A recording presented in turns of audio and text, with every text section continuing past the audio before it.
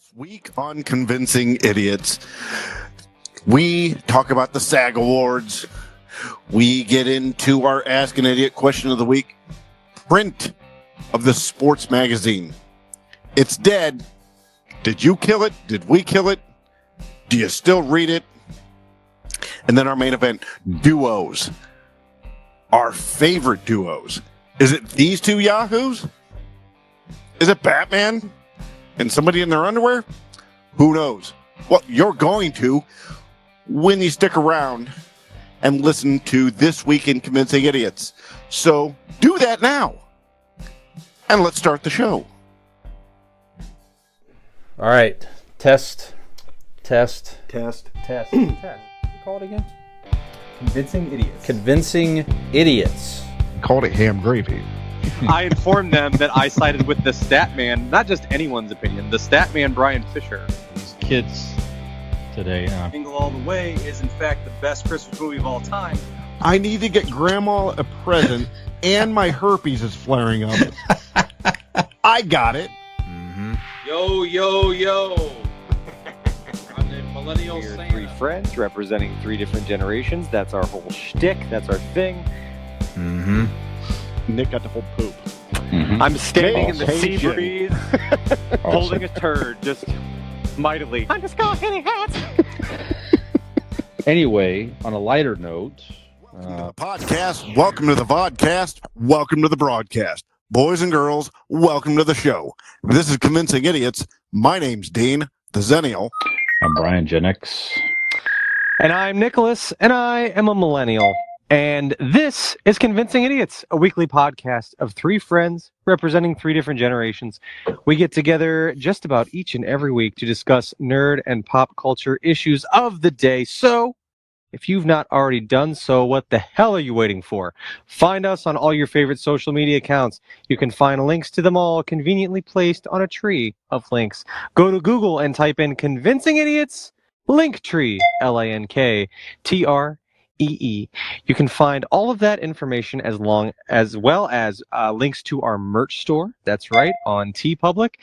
Check out the cool designs we have there. You can also find where you can download, subscribe, and listen to this podcast each and every week. All that information available on our Linktree. That and so much more also available on our web address. That's right, that is convincingidiots.wordpress.com. So be sure to stop over there as well and show us some love. So,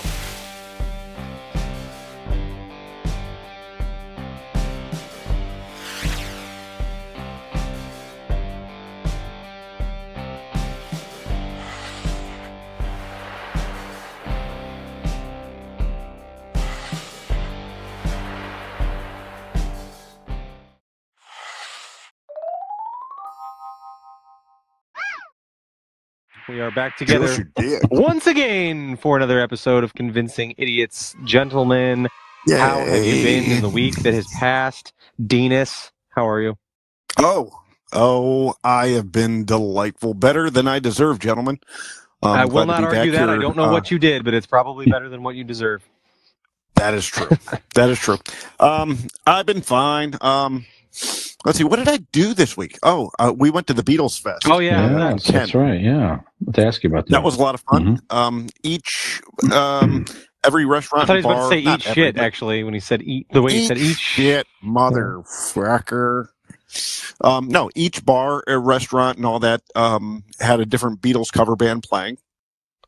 They couldn't afford the real one, so so they had the bunch of cover bands playing, and we had Nora and her friend, which 2 8-year-old little girls. So we couldn't go to like the bar, so we went to like the coffee shops, the libraries, stuff like that, that didn't have alcohol. And man, those two girls just had a great time. They both loved the Beatles. They're singing along, dancing. And I discovered very quickly that if you put 2 8-year-old girls together, they equal the same energy as a frat boy on coke at a bachelor party. I mean, it's intense. Wow. I mean, just like, yeah. It's just to the wall, just go, go, go. But seriously, they had a great time. It was a lot of fun. The bands were great. We saw this one girl playing at the coffee shop. She did an acoustic set. Fantastic. I couldn't say anything bad. It was very good. We did that over the weekend or something like that. And then tonight I met with Jeffrey, our friend Jeff, Rito and I and Megan. We all went to get a couple stamps on our brew path. We stopped at Arshay's, which is closing. We stopped at the Valley like last week. Brian and I and all of us went to the Arshay's Main Street. This week we did the Valley. It's sad. It's good beer, good food, but they were closing. They're selling shit off the walls. Only selling things in cups because they're done on the 3rd. So Wow. Then we only had a beer because of wall to wall people trying to get the stamp, trying to say goodbye, Ripping shit off the walls. Yeah, pretty much. And then we went over to Magic City to get our stamp, and luckily they still had Aunt Marge on tap. Oh, really? Wow. Yeah, Nice. yeah, that was a special night for me. Their chicken sandwich was delicious, and all of that. So. Nice. Other than that, just sitting here with big dick energy. What about you guys, Brian? Brian, what are you up to? Good weekend also. Yeah, Allie and we also did some Brewpath stamp collecting. So if you're listening to this, you don't know what the hell we're talking about. So we're in Northeast Ohio in Summit County. Your business. That's right, where we live. It's a pretty cool annual program. We started in 2017 where they give you like a passbook of local breweries. We have quite a few around here. And if you collect 17 at least of 21 on there, then you get to attend an annual event where the vendors attend, and they have nice hors d'oeuvres and everything. Dean and I went this past year, and it was a lot of fun. So we definitely did it. Yeah, it was great for free. So for going around and trying local breweries and everything. So we had a 4-stamp evening on Saturday. Allie and I, it was a lot of fun. We went to Hudson.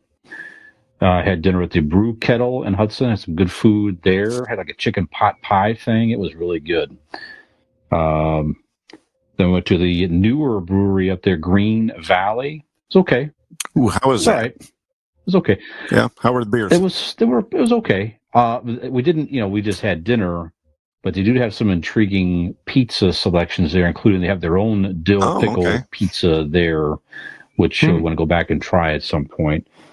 And stopped at Hop Tree Brewery in Hudson. Those had some live music there, which is very cool, very low-key vibe, a lot of fun. And finally, Ohio Brewing Company in Cuyahoga Falls on the way home. And that was okay as well. So, yeah, we got there about 11 o'clock at night, quickly realized that we were probably the oldest 2 people in the brewery at 11 o'clock at night, but we did not care. We had a great time, hung out. And it was a good vibe of younger folks, more college age, 30-ish, millennial, maybe like Nick's age, maybe we're in there hanging out. But we had a nice time. I mean, your defense, and everybody's defense, Brian, you're probably the oldest person at a canasta game too. So sure, that's right. And then Sunday hung out with buddy Jim Cunningham. We stopped out at Fleming's and had a very good burger. Wow, look at you. Yeah, we weren't in the dining area of Fleming's. This is a high-end. This is one of the most high-end steak places in the area. First time walking in this place. Never walked in there before.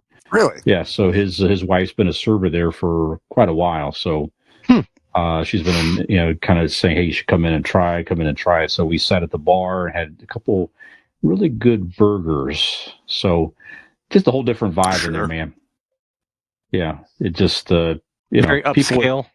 Yeah, Nick, I mean, guys, you can't hide money. No. That's all it is. That's what it is. You can't hide money. It is. Yeah, you learn that quick. Even though guys are dressed very casual, it's very apparent that they have money, which is okay. Nothing wrong with that. I mean, you worked hard for it. Whatever. It's not I'm not judging. You don't know what they did. Don't know. You don't know they worked hard for it. I don't know. They probably sold a bunch of Eat T-shirts. the rich.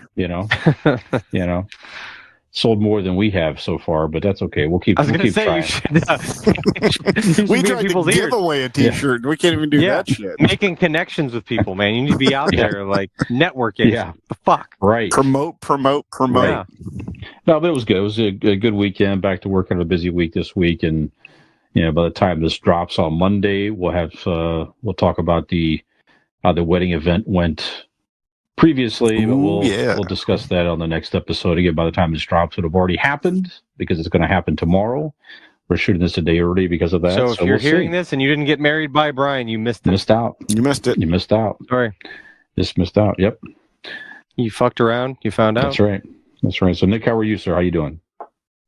I'm good. I had, I don't mean to brag, but I had the ultimate food experience weekend, just period. It was just nonstop hits, just all my favorite things. I start out right after work on Friday, meet up with the wife and kids. We go to Scoops, located here in Barberton. Yep. Scoops has some of the finest selection of frozen treats. I would match them up to any ice cream stand anywhere. They're very inventive with the things that they come up with. For example, right now, I just had it on Friday. I had a puppy chow.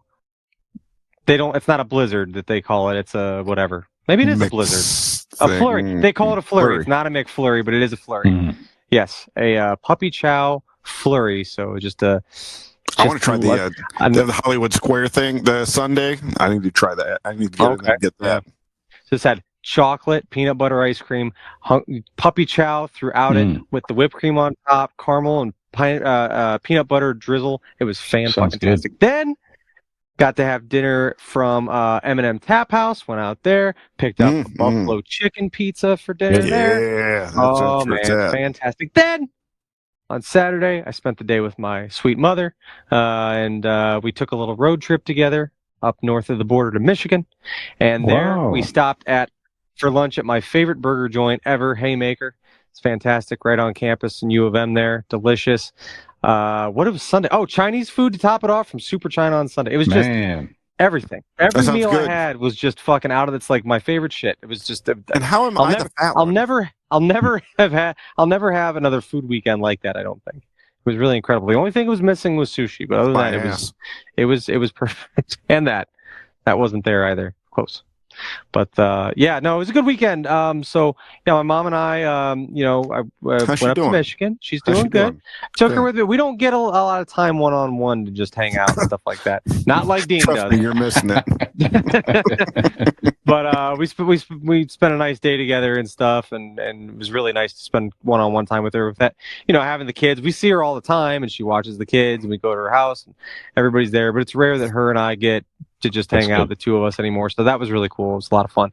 On the way back, we're on the turnpike, and I'm looking for a rest plaza because we just need to make a stop. We need gas, all the stuff. So I keep waiting for these signs. They put these service plazas on the side of the turnpike every so many miles, right? And I'm just, the more we need a stop, it seems like there's nothing coming. There's nothing coming. Finally see a sign for a service plaza in 10 miles. Great.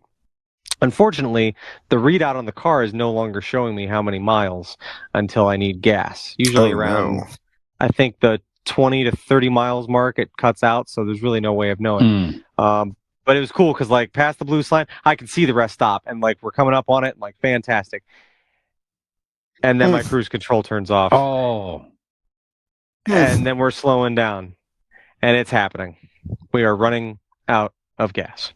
So I put my hazards on and pull over to the shoulder as much as possible and just ride that fucker as far as it will possibly take me. And it got us to, I'd say, a little under of a quarter of a mile away from the gas pump. So, I'm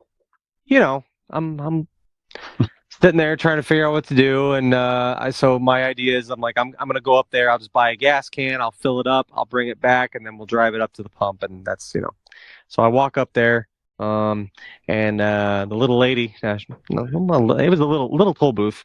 She was the size of the toll booth, but the lady at the toll booth tells me that Yeah, it's just very strange. It was. Do you guys remember? Okay, I don't know how much this reference is gonna land. Did either of you ever watch the '90s TV show called Dinosaurs? I know what you're. Yes, I know what you're talking about. Yeah. Mm-hmm. Yes. Earl was the dad, Mhm. and he worked he worked on a construction site, or they were taking down trees or whatever, and their project manager would sit in this trailer, and he was this giant triceratops, and he was the size of the fucking trailer that they were in. It kind of felt like that. But I walked in there, and there's this lady behind this window, and I'm like, do you have any gas cans? I ran out of gas up there, and she just kind of like peeks out her little window, and she goes, if we did, they'd be out there, and we don't have any. So no. Like, fantastic. So I start, walking around and seeing if I can approach somebody about maybe buying a gas can, give them $20 for their gas can, fill it up, take it back. Nothing. So I'm like, just gonna have to push this fucker. Oh my god! These newer vehicles, they require a presence in the seat. They will not go in neutral unless they feel, because my mom's like, I can help you push. I'm like, no, you can't, because Nope. I got it, it's fine, but also someone needs to be in the seat. It's like, you got to steer it, and Mom, it's not gonna go in Can neutral. you pick up the pace back there, please? So anyway, I get this thing a good ways, but I had to take multiple stops. Luckily, some good Samaritans came walking down from the rest stop to help me. So the three of us all pushed it back together, and we got gas and got on our way. So it set us back about an hour, but all was, no harm, no foul. Everything was fine. So shout out to those guys. I'm sure they were like, we couldn't help but notice, not to fan out, but aren't you Millennial Nick from Convincing Idiots? So it was like, that scene in Selena. Anything for Salinas, anything for Convincing Idiots. They'd say, let me push it back.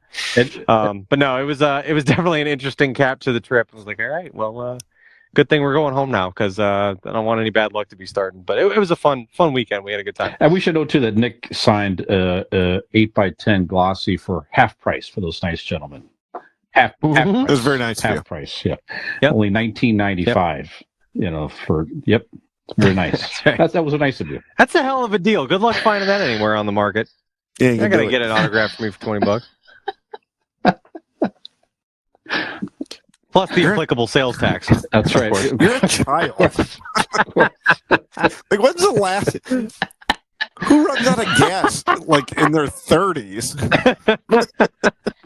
Somebody on the turnpike. All right, they're not getting your 20s when you rolling fucking dimes for gas. I get running out of gas for that, but you're just lazy and didn't put gas in your car. That's not true. When you're on the turnpike, gas stations aren't just everywhere. You're on that. Why didn't you fill it up before you left like a responsible adult? Because. All right. I just had a delicious lunch, and I didn't, because. All right. That's why. Well, because. Because. That's all you know. Because. That's fair. I'm fucking busy. Yeah, well, obviously. Busy pushing goddamn cars up the ramp. Oh, that's good. Yep. So that was my weekend. There you go. That's good. Well, besides reviewing the gas mileage in your owner's manual, if you're listening to this in your car, be sure to check your gas gauge right now. Check your goddamn gas. This is your sign. Yeah, they make it very difficult not to run out of gas. Right. If you're bells and whistles. That's not true. They cut off the mileage you have before you run out of gas at the time in which you need to know most. That seems odd, though. It does. I don't. It's like the last 20 miles. There's no readout. You won't even get to that because you've already responsibly put gas in your car. When you got to a being the quarter fact of a that your gas light came on 40 miles ago, they assume that by this point you're going to put gas. Well, yeah. Also, we gave you a big orange light. With your mother, you would have surely taken care of it, right? So that's right. Yeah. Yes. Mm-hmm. What'd you say, Dean? Sorry. I said it gave him a big orange light, numbnuts. I saw the light. At least you did. 40 fucking miles ago. I blame the Ohio Turnpike. Uh-huh. This is my formal complaint. I'm stating. That's right. They need more rest stops. Yeah. Because every light. Yeah. Every 10. Come on. Yeah. I didn't feel like gassing up before getting on here. I expect to have one every 3 to 5 miles. You know? You've got me trapped on your turnpike. I'm on driving your in a toll goddamn road. food coma. I can't help it. That's Yeah, right. right. That's right. Or he's paying a toll, 85 cents to get through here. I should have more rest stops. Yeah.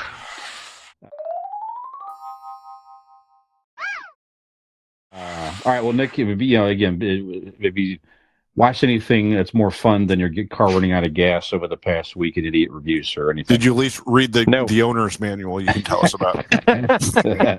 I do now know what that light means, so it was very informative. No, honestly, guys, I don't think I've watched anything. Not a single fucking thing. Skip Boom. me. Got it. Don't got it. Didn't Boom. watch All right. shit. Yep. Dean, how about you? I watched one thing. I said a couple weeks ago that I introduced Carter to Dumb and Dumber. This week we introduced Nora to Cool Runnings. Ah. Man, it's been a long time since I've seen it. You know what? That's sad. That she has never seen Cool Runnings. I just feel like that's one of those eternal things that should be shown in school. Like that was always one of the default things to show Right. when I was in school. No, she They never seen it. retired She that, loved it. Yeah. She loved it. Nice. I could care less. I mean, it was okay. It's not John. I'm just watching it going, I want to see a John Candy movie. That's not a John Candy movie. That's not the John Candy I want to see in movies. It was okay for what it was, but she enjoyed it. So, yeah, that's honestly, other than professional wrestling, that's all I've seen. Okay. Watched a couple of things. I mentioned I started it last week. I finished it this week. House of Ninja on Netflix. And it's a family. You learn they're like in a ninja clan and going out on missions, that type of thing. They try to quit. They get pulled back in. It was interesting. The fighting scenes were great. So again, if you like martial arts and watching ninjas kick the shit out of each other and kill each other, Sure. you enjoy some of the elements of this series. 8 episodes on Netflix. It was okay. Nick dealt with Car Ninja and it kicked his ass. That's That's right. right. I lost. That's right. Hard. That's right. It was fine. Episode 1 of a new Walking Dead series dropped over the weekend. Walking Dead: The Ones Who Live. It's a limited series with Rick Grimes making his return, and Michonne. Yes. So, yeah, it was good. It was fine. So I Walking Dead for me was just a huge. I watched every episode, every season, and it was just part of my Sunday nights for so long, and certainly Rick Grimes was a key part of that series for many years, and then Andrew Lincoln left the show, but they kind of set it up to where Rick's alive, and you wonder, are we ever really going to see him make a return? And here we are, all these years later. So it's good. Again, if you're a Walking Dead fan and or just Rick Grimes or Michonne fan, the characters from the show, you'll enjoy episode 1. I think it sets it up nicely for what seems to be an interesting series. It's not going to go on. I think it's like a one-shot limited series, and then it might be it for these two. I don't know. It just depends on maybe how well it does and everything. I don't know if they I saw a couple tweets or an article or something like that, Brian. Do they, at least in the first couple episodes, do they kind of explain a little more about like how the zombies became zombies? No. Or okay, then I read it wrong. Go ahead. Nope. I don't know if they ever really. Wait a That's what I'm saying. It's an article or a tweet or something that said it was good to hear that they kind of explained what happened. Again, I've never seen the show. I'm just going. Wait a minute. Are you meaning to tell me that in the Walking, in this whole they don't explain how we got here? It's just Zombieland, and that's it. How it starts is the very first scene. Basically, is Rick waking up in a hospital bed out of a coma, and he's like locked in a room, and he's just sort of piecing things together where clearly somebody barricaded the room to save him, and he just doesn't know what's going on, and he quickly pieces it together that there's zombies everywhere, and then that's kind of how the show kicks off. So they did explain at some point that something happened where humans there's some type of virus or plague or something. There was something where we all contracted this virus or disease or whatever this is, where when you die, you will become a zombie. So it doesn't have to spread because you get bitten. Like some of the zombie movies, like you're not gonna become a zombie unless you are bitten by a zombie and contract whatever that way. But this is just flat out, when you die, you will rise up from the dead unless your brain is destroyed, basically. So that was explained somewhere in the series over time. How that happened, you don't really know. You don't really have to get into it. You don't really care. But I did at least like that element that they sort of figured that part out. Why does everybody just die and rise up, without getting bitten? Well, that's why. Right. So how did that happen, though? I don't know if they really explained that part. If they did, I just don't remember. So is the premise of it is just how they survive it then, really? It's not about they're not going back and you're not piecing together parts of the story or the origin story through time. It's just like week by week, how are they surviving? Surviving, really? And the story gets, the whole series gets into, as you might, this what made it interesting is the humans are more dangerous than the zombies. The zombies are dangerous, but they're mindless creatures coming at you, and obviously they can kill you and they can overrun you. So that's certainly dangerous in itself. But humans vying to achieve power still or survive or whatever it is, they'll kill you as quickly as a zombie. And then you have all these factions of humans that try to develop communities. You have people that are trying to be good, helping each other. And then certainly you have others that are just like bandit types and overrunning, and they want power and everything. And you imagine that's what the world would be like if it was that type of, if shit went down like that. You know what I'm saying? So yeah, Rick throughout this series, I mean, his group would change. They would go different places. They would hold up for a while in a place. Like, there was a season they were in an old prison with the fences and all that. You think, well, they can surely live here for a while. No, something always fucks it up and whatever. Then they have to move on to the next thing. And then they meet different people and everything throughout the way. And so just really circled around Rick and his group for years and years and years until Andrew Lincoln decided to, leave the series. And then everybody around him thought he was dead, but yet he was whisked away, which you saw again years ago. This was like at least a couple, 2-3+ years ago, and you just don't know whatever happened to Rick until now. So, yeah, it's good. It's on AMC streaming, AMC Plus. You can find it there. And I watched most of, not enough to really give a full, but Shogun dropped on Hulu from FX. So, just what I watched so far, just costumes, shot beautifully, subtitle, so they're speaking in Japanese a lot, right? So but just I'm definitely intrigued by it, but what I saw initially, so I'll continue to watch that. But all episodes dropped. I think it's like 7 or 8 episodes are all there for you on Hulu to check out on demand. That's it. Well, I did see one other thing. Good. I saw my daughter being happy today, so that's good. I forgot to mention at the beginning. So I was there earlier visiting her and Peyton, and my mom went over. We had a nice dinner and visited. Joey was there. She said she was happy. Of course, she was there. Happy. I'm confused. Just just happy to see my young adult daughter growing up and just being happy and content. And she's excited for her Vegas trip. She's going back to Vegas with her job next week. Nice. To shoot more videos and stuff in her field. So, yeah, just really, really nice. So I appreciate you guys' flexibility tonight and everything. So, yeah, thank you. Nick's of course. Very flexible. That's right. We heard that pushing in the shower. That fucking car really helped me limber up. I imagine. Yeah. I like Nick's seeing people happy. Like, Jesus, what the yeah. As much weight as I pushed in quite a while. Since I've been lugging Dean's ass around this fucking podcast. That's right. If you want to be as happy as Peyton, you might want to give Blake Insurance a call. Because not only will the saying make you happy, but just talking to Aaron Blake will make you happy. Mm-hmm.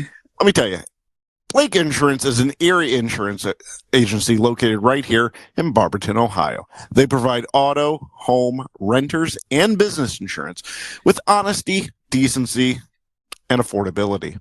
Erie Insurance is above all else in service. You want to call 571-5359 or visit blakeinsurancellc.com for your free, that's right, free 5-minute quote today. And when you do, tell them that the happy fellas here at Convincing Idiots sent you.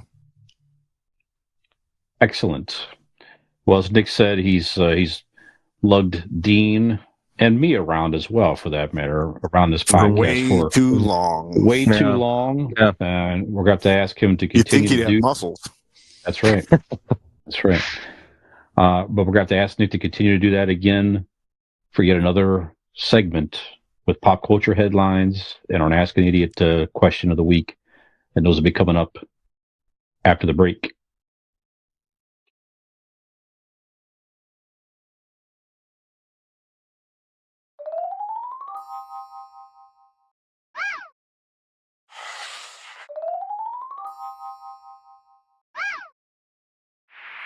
Four, three. All right, welcome back to Convincing Idiots. We're carrying on, being carried by Our Millennial wayward Nick. son. That's right. That's right. Well, guys, we do have to mention a death here in the world of pop culture. Just happened today. Nick's calves.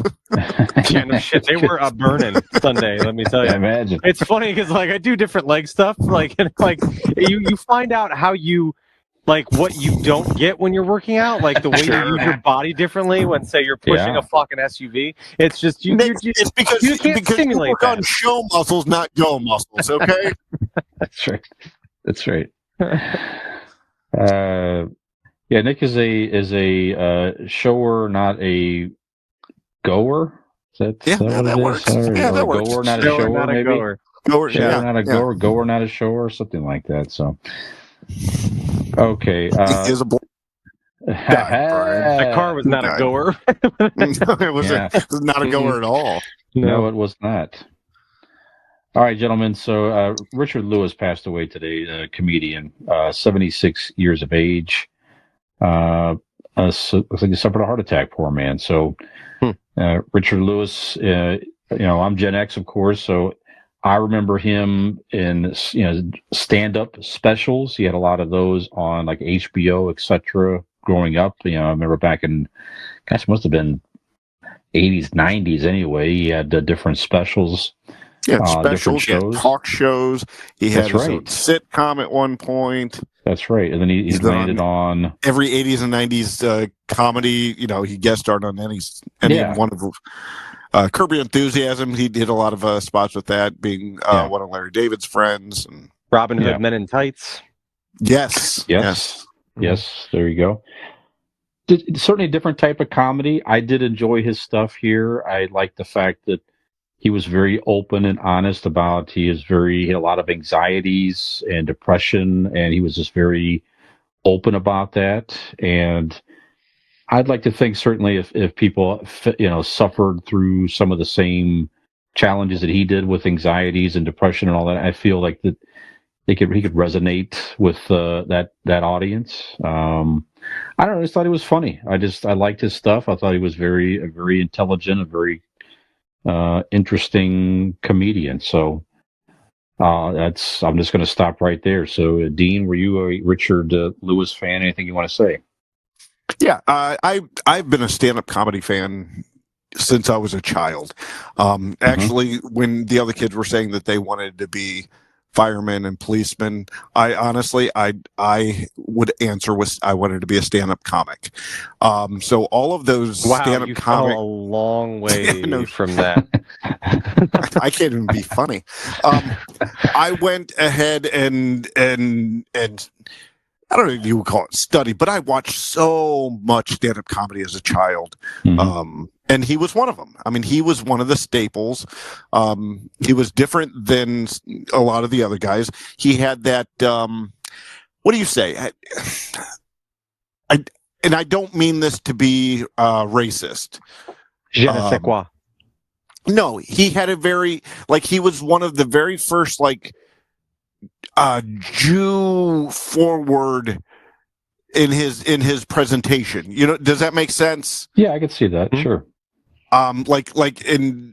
And I loved it, and I actually adopted a lot of like words as a kid based on him, you know, in his stand-up act. He was so funny, and it being there's a sect of like Jewish comedians that like Larry David and that such that are just it's a special and certain kind of fucking hilarious. You know what I mean? Yeah. Like it's not only just honest, but like it's brutally honest, right? Like Yeah. they kind of give off of like shit that like everybody wants to say and how to say it. And they say it in that way. And that was one of the things I always found hilarious about him. Is his honesty and just the delivery, and it just he was definitely a staple in my stand-up comedy routine growing up, you know. So yeah, he was very funny, and like we'd said before, he's done everything in the business.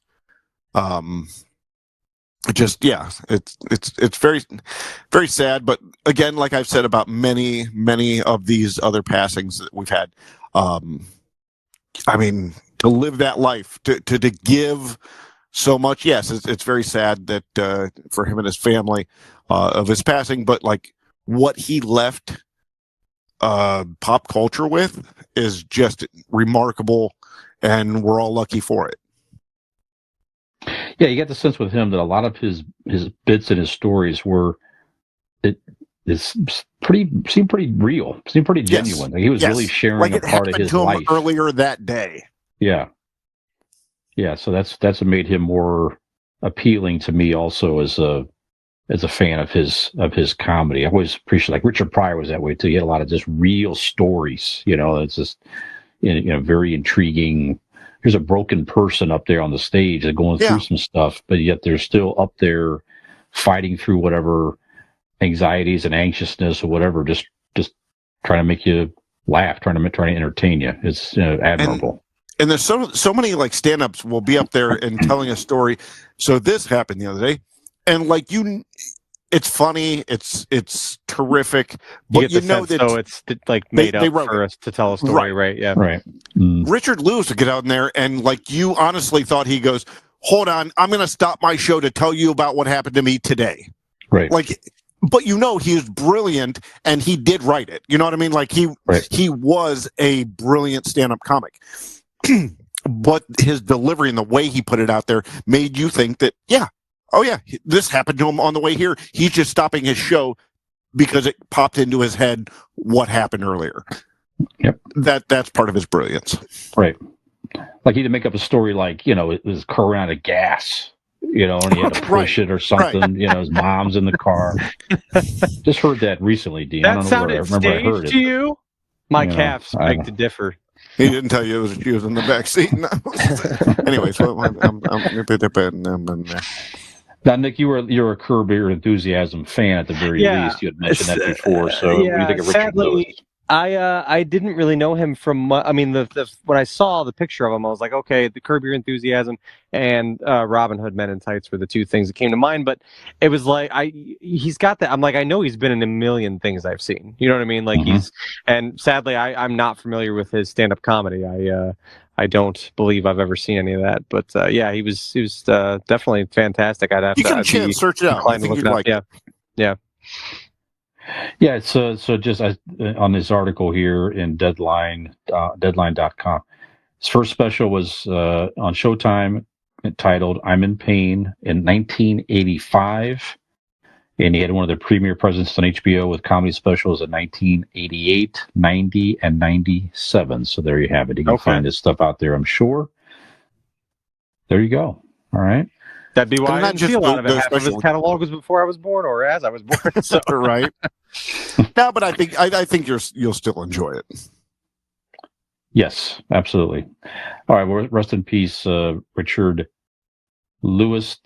Just a nice. It's a sad thing, but if you're a dog owner, which I know we all are, or at least have been in our lives. We know how much dogs I'm not can. anymore. No, are or were, I should say. Excuse me. We know how much dogs can mean in our lives. This was just a nice, very sweet thing. Jon Stewart on The Daily Show this past Monday. I don't know if you saw this or not, but this is making some social media buzz out there that his dog, Dipper, of 13 years, passed away recently. I think that very day, or the day prior, excuse me. He just had a very nice, warm tribute telling the story of how his family got the dog, and the moment is then at the end of the show had an old video of the dog playing and stuff like that. So That's cool. just very nice and sweet. So if you love dogs or just pets in general, and if you've lost a pet or something, you could probably easily relate to Jon Stewart. So it will get you teared up, but it was a very nice tribute to see him take some time and just to remember his one of his best friends and his dog. Go ahead, Nick. You say something. I would say, just as a side there, how great is it? Can we just say to have Jon Stewart back on the Daily Show? Isn't it Right? fantastic? Yes. It's really very nice. Even if it's one day a week, it's fantastic. Yeah, he really just jumped right back into it. He really commands the monologue and that desk perfectly. I mean, that's exactly what he's doing. So yeah, I'm with you. Good messages, everything else. He definitely picks on both sides, and yeah, just very, very good. So that's become must watch for me on YouTube. Certainly after Mondays at the very least, if I miss the show, to listen to his monologue. After you've watched all the great Convincing Idiots content there is on there, too, right? Yeah, several times. Yes, sure, absolutely. Yeah, I had to put my dog down within the same month that my wife, ex-wife now, moved out of the house. Sounds like a country song.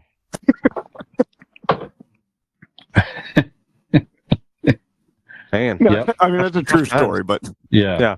That was a tough time. No, it's funny. Yeah, it's not funny. Well, one of them was. You weren't having fun at the time. We're going to call this song How I Lost 50 Pounds, ladies and gentlemen. The dog weighed less than that. Well, it continues to be awards season here, guys. We've talked about many awards over the last few weeks here: the Grammys, the Emmys, the what else? People's Choice was recently, Spirit. And the SAG Awards, the Screen Actors Guild Awards, were held over this past weekend. So you continue to look at the winners to get you more of an idea if you're a Academy Awards fan. That's going to be on March the 10th, so a week from this coming Sunday. Jimmy Kimmel is going to host again on ABC. Nothing really terribly shocking. Oppenheimer did win Best Performance by a Cast in a Motion Picture. Cillian Murphy.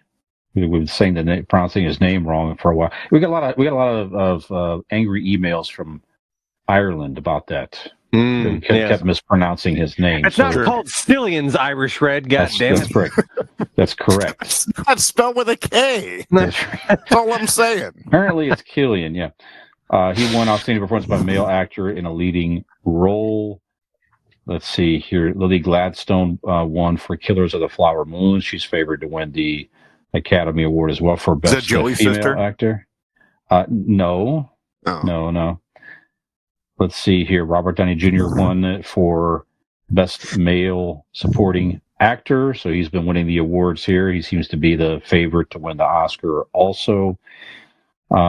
Divine Joy Randolph won for The Holdovers for Female Actor in a Supporting Role. Yeah, it seems like the Oscars may go back and forth between Paul Giamatti and Cillian Murphy. So both those guys have won a couple of these awards right now. So that's definitely one to watch. I've watched both movies, and both could win. I won't be upset at either.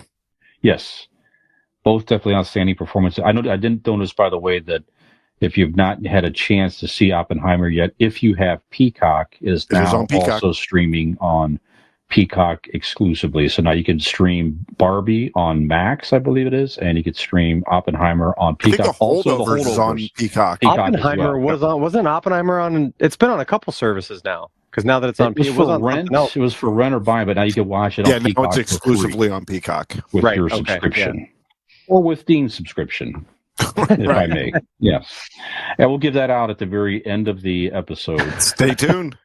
Since you motherfuckers did not elect to win a free T-shirt, yes, Right. we'll give you Dean's. We may or may not give Dean's Peacock password at the very end of this particular episode. We're not going to tell you where, because you have to listen to the whole thing. So maybe at the end, or maybe Do you in guys the think middle. that we may have, Nick? You should have put that out there in the beginning of the show that would make people listen to the end. Well, I didn't think of it till the end. You're not very And bright. it was also also an experiment to see They should be listening to the without end. the promise of free goodies who actually listens to the whole Right. episode. Yeah. Okay. We need more than one nice woman from South Africa listening Shipping's to gonna be a the bitch on whole that. show. God Sure. damn it. That's right. Let's see here. The Bear won for Best Ensemble in a Comedy Series. Yep. Fantastic. Succession won for Drama Series Ensemble. That's Pedro. This was the one that was not expected here. So, outstanding performance by a male actor in a drama series. Pedro Pascal won this for The Last of Us. Now, that was kind of a surprise. I didn't see it, but he had kind of a funny moment, I guess, where he got up on stage and he announced that he was a little bit drunk, and he expected to be able to get drunk because he didn't expect to win the award. Sure. That's awesome. Now, he was this thinking already that some happened of the and they're going to air it this weekend? No, that already happened. Oh. Yeah, 3 guys were up for Secession, and one guy, Billy Crudup for the morning show, and then Pedro Pascal figured, I'm not going to win this award, and wound up winning and giving us a funny moment. So that was it. Again, nothing really shocking. The Bear won more awards. Did you hear, actually, is this the same award show that I just saw the clip of, what's his name? He God damn, my mind just went blank. That's exact. Yep, you hit it right on the head. Perfectly recalled. No, the goddamn from Parks and Rec, Ron Swanson, Nick Offerman. Nick Offerman, Jesus Christ. Nick Offerman, didn't he win for his supporting guest star on This Is Us? And he did The Last of Us, you mean? Last of Us. He was on This Is Us too, but anyways, but watch his acceptance speech. If it wasn't for this award show, he won in one of the recent ones I just saw, and he had mentioned that there was a lot of people that was giving out, giving him shit and putting out a lot of hate online for his portrayal of a homosexual couple. And he goes, I didn't portray a homosexual couple. I portrayed love, you assholes. Yeah, that's really good. I did see what you're talking. I don't know if this. I don't think it was this. Maybe that was the People's Choice Awards that was recent. Could have been. But you're right. That was a recent. Yeah, but it was a very cool acceptance speech. Yeah, and a fantastic episode. It's one of the best television episodes of anything in a while, in my opinion, too. Stephen Young and Ali Wong won again for Beef, respectively, for Best Female Actor and Male Actor in a Television Movie or Limited Series. So again, if you have not watched Beef on Netflix, definitely check that out. And that's it. I'm not going to go through all the rest of them there. But again, nothing totally shocking. SAG Awards, guys, is this any of interest to you at all? As you keep an eye on this, or maybe the Oscars, perhaps, if anything? No, I don't care. No, right. I mean, you're right. It's good to read up on. I'm not going to watch it. Fuck, I probably won't watch the Oscars. But I like to read up and find out, who won and stuff, because especially for a couple of the movies that I've watched this year. Mm-hmm. So I like to see and read that they won, but I don't go out of my way to watch any of that stuff. So Yeah, I think we talked about it maybe like a month or two ago when another award show was up. But We it was did. kind of It's if I see it on and there's it's like I don't mind watching them. I Yeah, just I'll it seems flip like, by it. especially now that I don't have like live TV or like cable or anything, I'm not going to be flipping through channels, so to speak, and like be like, oh, look, this is on, and then land on it. It's something I'd have to catch in the moment, and I wouldn't be opposed to watching it. I just typically don't, or I'll see the highlights the next day or something like that. But Okay. like Dean said, and interesting to keep tabs on though. Yeah. I like when you tell us stuff, Brian. So that's fun. I say I'll find out the There you week go. after it happens from you who did what, Right. and then I'll know. Right. Absolutely. Like I just did with the last one. That's how I know. That's how I know things. Yep. I listen to That's Brian right. talk. and you get That's to find how- out that Nick Offerman was on This Is Us. So, There you go. Yeah, I didn't know that. Right. Yeah, must have missed that. well, you're not at the last episode, so That's true. I haven't watched it all the way through yet. It's yeah, still to come. huge surprise. Yep. I think the nation of Botswana gets 100% of their pop culture news right from this podcast. That's right. Right from this podcast. Yeah. Look it up.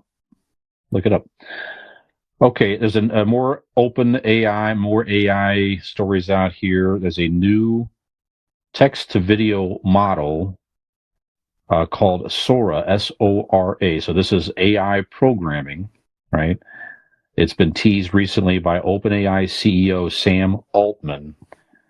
So it's able to generate hyper-realistic footage of anything users can imagine. So there's some teaser trailers you can find online for this series. So one was something along the lines of somebody said, a movie about a stunt man or just something like that. And it immediately showed a pretty realistic looking. It looked like a real person in some type of a movie trailer or something like that. So it's got a lot of buzz out there, and some people are, when some new AI technology is launched, you certainly get a lot of people saying, "Well, this is going to be the end of Hollywood or this or that," because they could use this technology to replace actors and different things. And other people are saying, not really. The technology is not yet quite that sophisticated. It's not nearly enough to completely replace people, but it certainly could be used as enhancements and different things.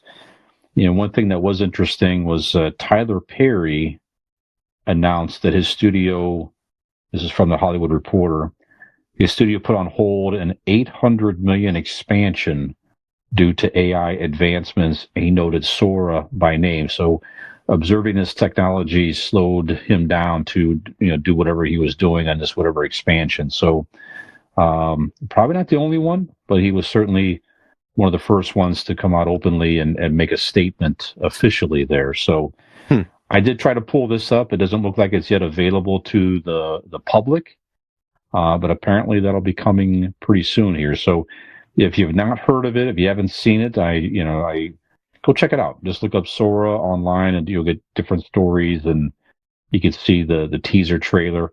And like a lot of AI, apparently there's definitely things if you take a look at that are, not all the videos are pristine. Like when you do the picture generation, it's not perfect. You always get some odd things in the background. We don't want it to be perfect, right? Like we don't want it. It will be, and that's why it's scary. But we don't want it to be perfect because that's where we get into real big trouble. Yeah, I cannot wait to watch just hard fucking core Bert and Ernie porn. Yeah, that's where I'm going probably, with this. the technology is good enough to get a good version of that now. I think you can get some of that. I Absolutely. think you're right. Yeah. I think you're right. I mean, those two are just gonna fuck. It's not fucking. They're portraying love. Like Nick Offerman said, they're portraying. Not the way they're gonna do it. Hard love. Hard love. So is this technology? I think Hard Love should be the name of the episode. Hard love. Absolutely. Hard love. There we go.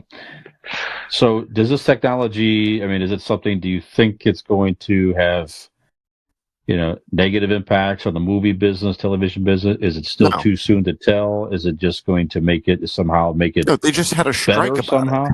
Go ahead. They just had a strike about it. They signed the contract. Yeah, right. Yeah, They can't It generate. was so much more about that. No, there was so much more about that. You're right. It can't use their writing. It can't use their writing to learn. Right. So, and again, like you said, it will help enhance. Mm-hmm. But we've said it before on this podcast. AI is never going to be able to replace that human, emotional heart type element. That's what it will always be lacking. I mean, it's most perfect. You're still just there'll be just something missing, and that's the human spirit of it. But beyond that, even now, they've signed contracts. They can't. The studios aren't going to get themselves in shit by doing that. And then every year, not every year, but whatever contracts come up, it will always. There's never going to be a point where the studios go, "Fuck you guys, we're just going to do AI. We don't need you anymore." It's never going to happen. Right. So I'm not afraid of it, and I don't think they should be either, because we have, at least for now, they have set rules and borders for stuff like this. Yeah, it does say here that OpenAI stated in a blog post that the text-to-video model will reject text inputs that ask it to generate celebrity likenesses. So if you're trying to ask for a specific celebrity, it will not let you. I guess not. I would think that'd be we're not exactly celebrities. Can it be Nick and Brian? You don't want to watch that video. That. Yeah. Oh, all right. Just a formal request to convincingidiots@gmail.com. Do we have a Patreon we can Our OnlyFans. Yeah, OnlyFans. Yeah, that's what I'm talking about.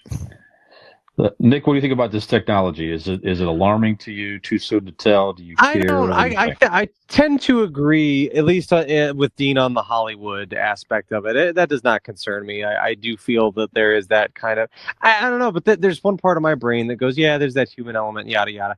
But like, if you didn't know, would you be able to tell? You know what I mean? Like, I think it'd be one of those things where, like, if you knew it was AI, you'd be like, you can tell it's AI because it's like a placebo thing. But like, would you be able to tell if en masse things were generated by AI and the technology was good enough? Who knows? I don't know. But I do tend to think, because acting is an art form, and there's that kind of artists supporting each other, and I mean, certainly studios can be greedy and I mean, who knows what could happen, but I tend to think that in the Hollywood aspect, no, it's not alarming at all. I think it's, like Dean said, it could probably be used to enhance some things, but I think there will always be an appreciation for the human element in the arts in that space. It's other areas of life that AI will ultimately cause major problems, but I see what you're about to... I mean, it's just, like, we're going to get to a point to where they can, you can generate it to make things, make people, you can visually see and hear someone say or do something that they just didn't do that was generated by AI. You're going to have somebody put together an AI of Joe Biden going, "I just killed a puppy and ate it." Right. Fuck America. You know what I mean? And then as everybody far on out Facebook that is, on there will be like, oh my God. Yeah, like, there's going to be a sect of people that go ape shit about it because they are not smart enough to not know it's I would say fake. Already, certainly in the political sense, like, we're in an age where misinformation is a big problem, and people's their own truth that exists in their head is what they've decided is all they need, and there doesn't need to be any credible source behind it or anything, and everything's a conspiracy. So, not to get too far down that rabbit hole, but that's the area that AI will. I mean, that's going to fuck. That's the scary part. But Nick, I don't want people to think that I'm just going to shit on, like, right-wing people. There are plenty of dumb left-wing people that would hear a video of Donald Trump, a video of Donald Trump pissing on, Abraham Lincoln's grave, that AI concocted, and there would be a plenty of fucking idiot left-wing people. So I'm not saying left or right. I'm saying they're just, as a society, there's way too many dumb people Right. that will believe this, and it could be used on both sides. Will one side probably use it more than the other? Yeah, probably. But it's possible on both sides. That's all I'm saying. Sure. Yes, but in the Hollywood sense, yeah, I think you're looking at a much further down. I mean, that would take longer to trickle into, I don't know. I just don't think that's as much of an issue there. And like you said, with the negotiations they just had and the strike and everything, they're safeguarded from that for a while. There's money and lawyers involved. Sure, yeah. So, but I think it's okay for now. No big concerns. Brian. Yeah, I think I tend to agree with the likenesses and all of that. I think that if you're in the CGI industry and maybe something along that line, maybe you start to get a little bit worried about some of that. It's not yet good enough to replace, full-blown CGI, movie. Of course, it's just not there yet. Right. But certainly there are maybe some scenes and some different things that it may start to do to take over certain parts of the movie to cut down costs. So there's definitely going to be some impacts in the movie and television industry, but I just don't see it from the the acting or actor perspective, at least not yet.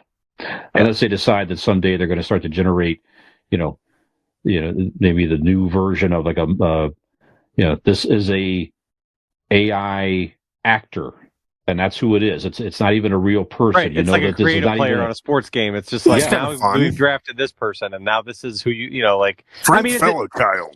Is that different? Isn't that what Shrek is without Mike Myers' voice? Isn't that what Woody is from Toy Story without Tom Hanks? I mean, aren't those characters essentially that? They're created. I mean, yes, they're voiced by famous people. They're avatars. But you could easily, if you started a new one, if you made a Minions movie that had all original characters in it or something like that, couldn't you make those all AI generated people and not pay someone for them?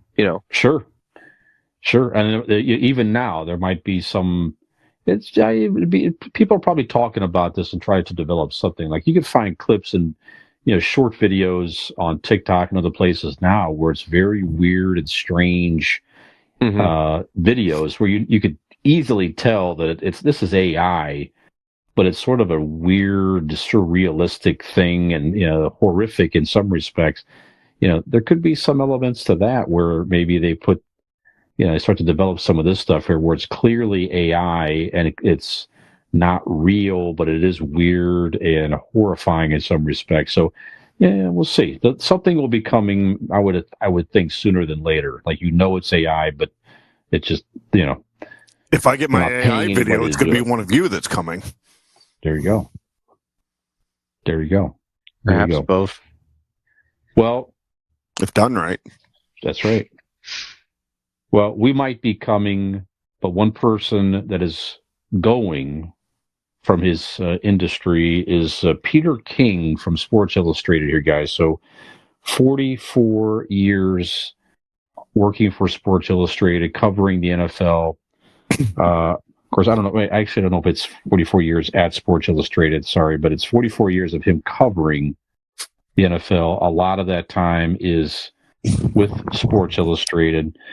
If you've seen any of this in the news lately, Sports Illustrated, the magazine's been going through a lot of turmoil where it was bought by another company, several layoffs, and they're trying to find a way to salvage the brand and try to keep something going, but it's certainly a shell of itself right now. The brand of ESPN or the magazine?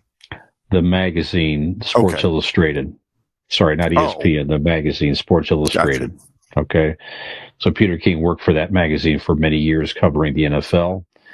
And again, so I don't know that I don't know that the actual magazine's in print anymore, but the current owners are trying to find a way to market the brand and try to keep something going more digitally than anything right now. So So I remember reading Peter King from back in the day. And I grew up with Sports Illustrated in the house. My dad had a subscription for many, many years, and then I had one all through high school. It was a weekly magazine, if I recall correctly, for years. You got a weekly magazine mailed to you, and it was well written. It was well, covered. The photographs were amazing. If you go back and look at some of just the cover photos alone for Sports Illustrated over the years, some iconic sports figures of all time graced its cover. So it really was a big deal for so long until the digital age is killing print in many respects. But so go ahead. You gonna say something, Dean? No, finish up. Okay. Go ahead. No, so this is gonna give you to our Ask an Idiot question of the week here, guys. So I don't know if you have any thoughts on Peter King in general, but it's more of just the sports magazines. Did you grow up with sports magazines? What were some that you enjoyed? Is that entire medium just dead? Where do you see? Is it just? I don't know. I don't see it resurrecting. Is it ever going to be as popular with the way the world is now, with digital apps and highlights and clips and all this and that and the other? So, Dean, why don't we start with you, sir? Any thoughts on any of this? Yeah, I mean, there's a lot to cover there. I was always a fan of his. I didn't read a whole lot of the Sports Illustrated growing up, but I loved like his novels that he did, like The Stand. He did Pet Cemetery, which was super good. I think that was Stephen King, actually. Oh, yeah. Oh boy. Yeah, this is Peter King. Yeah. Peter? Yes. Okay. Oh, yeah. Okay. Yeah. Peter King was an icon. Just terrific. So yeah. No, I didn't honestly. Yeah, I think we got. I did a lot of my like Sports Illustrated and all that, and like I know they hadn't always the magazines in like the library at school. Like we didn't get it at home. My dad just ordered Playboy and Hustler, so we didn't get a lot of sports magazines. I think Dad could read it and roll up and hit you unruly kids with afterwards. Yeah. Yep. How do you think I came as a child? Getting beat over the head with a penthouse ain't such a bad day. No. You get titties across your ass, see how you feel. No, I didn't do the magazines at home, but I did read them like out if you were at the library or the doctor's office. One thing that I'm actually kind of surprised at, that all these years that Sports Illustrated never like tried to get into like the video, like TV. You know what I mean? Like you have ESPN and so many different mediums switched over to like television stuff, and they never did, which is kind of weird. Like you don't even see like a big online presence. Yeah, they kind of stopped at print. They had a bunch of they branched out a lot in basically more versions of print. Like they, obviously the swimsuit SI things were really big. Right. And they put it online. You could find kids, them online. Yeah. But Sports Illustrated for kids. I was going to say, I had those all grown up, Sports Illustrated for kids. They had little collectible cards in them. There would be a page of 9 different cards for different athletes from different sports, each month and stuff, and cool little interview pieces and stuff like that. So, I mean, they did have other forms of that, but yeah, it stops at print. Like you said, they never really transitioned into a more digital space, or even, something on TV. I found that weird. Yeah. Well, they got in trouble recently too they were caught creating articles with AI. So they had fictional reporters. This is true. And they had AI writing some articles, and they were putting them out there under the Sports Illustrated brand name, and that was part of their recent troubles. Well, one of the guys that wrote that article, I think his name was Human Humerson, if I'm not correct. Right. Yeah, check it out. Yep. Well, so you grew up with some of these as a kid. Is it ever is it ever going to be the same as far as, I mean, is it just well past that with the digital age? I And think it's too late to evolve for them. Yeah. Like you needed to do something like fucking 20 years ago. Right. Unfortunately, the boat's gone. The boat's out of the dock. Unfortunately, I don't think there's much hope for it. Yeah, print version is I wouldn't even say a sinking ship. It's a sunk ship. There's really no. Yeah, I mean, yeah.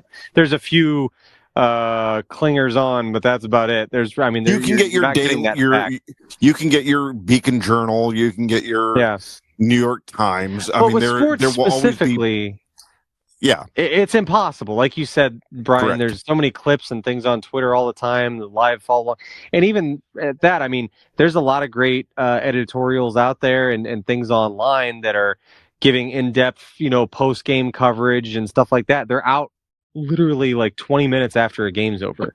I mean, and it's right there. You don't have to why am I going to wait for a weekly or a bi-weekly magazine to come to my house and that's right. Give me, half of the information's outdated or, is on the way of being outdated already. It's just kind of, it doesn't fit the space, the way that information travels so fast now. And especially with sports, like I said, it's all out there. And I mean, I when it comes to sports that I'm interested in stuff, I'm consuming that stuff as soon as I can get it. So by the time I'm getting a magazine or something in the mail, probably most things I've already read about. There's The Athletic is a purely online thing that started, and they've really grown in the short time they've been around. They've got a very, very minor paywall, but I mean, it costs hardly anything to subscribe to The Athletic. They've got great, notable columnists in there and people writing on covering every different sport, every different market. It's just, that's the kind of thing that's going to continue to thrive now, not the Sports Illustrated magazine. I mean, or Sports Illustrated is enough of brand. Hey, put out your annual swimsuit edition. Continue to do that stuff. I'm sure somebody, people that appreciate collecting those or whatever, will still do just fine. Even in that, Nick, you don't have what it used to be.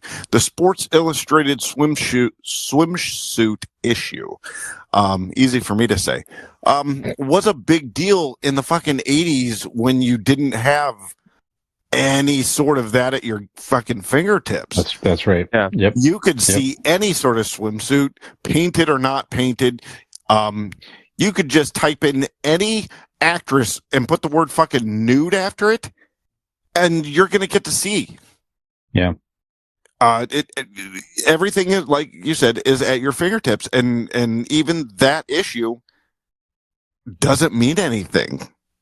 Yeah. I mean, name either of you two. Name me the last two people that were on the cover of the swimsuit issue. I think Martha Stewart was one on a recent cover. Jesus, are you serious? Yes, I am serious. Oh, really? Yep. Oh, good for her. I think last year. Nice. How'd that look? Good. Yeah. Just a pretty woman. Absolutely. Yeah. Yep. But you're right. It's just in some respects, it's just dumbed us down in many respects. I remember, again, as a kid, you could read the sports page, you get the scores and all that, but then the Sports Illustrated, you got to see the beautiful pictures and the article, and it made you want to get in and read about something in more in depth. You really got to learn about the players and the coaches and the plays more. And now it's it's just the highlights, move on, betting. It's all that stuff right now. So it's really everything it had in that magazine. You, like Nick said, you can get now, Brian. I know. You can have everything at your fingertips. I know. Like, why do I want to wait? That's part of the problem. Part of the dumbing down of Is society. it a problem though? I don't know. Explain to me why that's a problem though. I don't think it retains you as much as a fan as much in some respects. At least not for me. I don't know. It's just different. I don't know. Just again, I mean, I could argue that you could be more of a fan because you have that passion that you have at that moment. You don't have to wait for next Tuesday for that article to come out. Your passion that you want to the fandom in right now, you can get it right now. So you can something to feed that. that fandom. No, Yeah. you're right. There's something to that Yeah. too. And again, part of that too is just I was just a younger kid at the time. It was just different. It's so hard to even compare. What I've been eating up everything Boston Celtics and Dallas Cowboys online as a kid.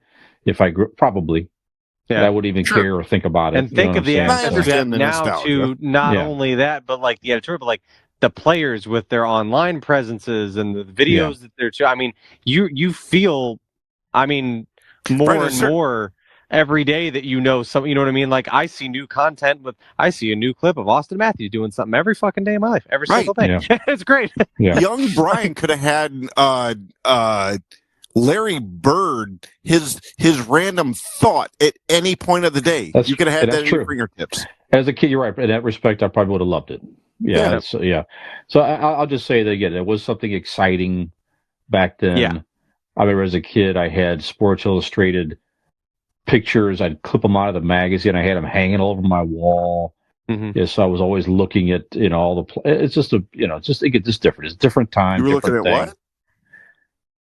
what? My were favorite you looking at? players. Oh, My favorite players all over my bedroom wall at the Okay, time. all It just was. Yeah. Anyway. Yeah. That's it. All wake right. up in the morning, look at that glorious mustache of Larry Bird, and go, That's right. That is true. "That's That is amazing." true. I had a Larry It's Bird gonna be poster, me one day. absolutely. Mm-hmm. Yep. Well, we did, Nick. We did happen to receive a beautiful picture in our group chat earlier this week Yes, we did. of Yes. a real man. Yeah, Yeah.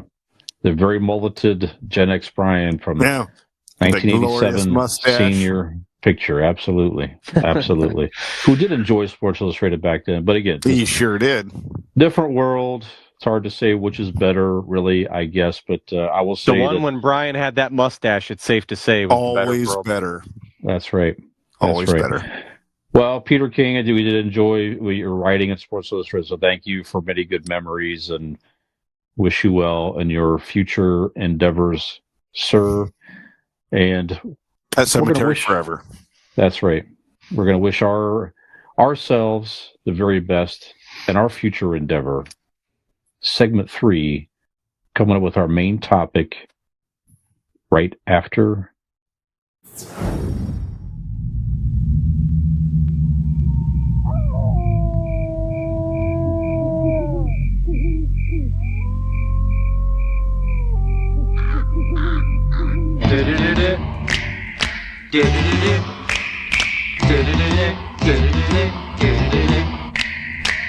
The kooky and the creepy, baby, save the company, we are a family. All right, party on, Wayne. Party on, Garth. Okay, I bet you're expecting to see the Addams Family. Fished in. Okay, we just wanted to let you know that we're making a movie too. And it's called.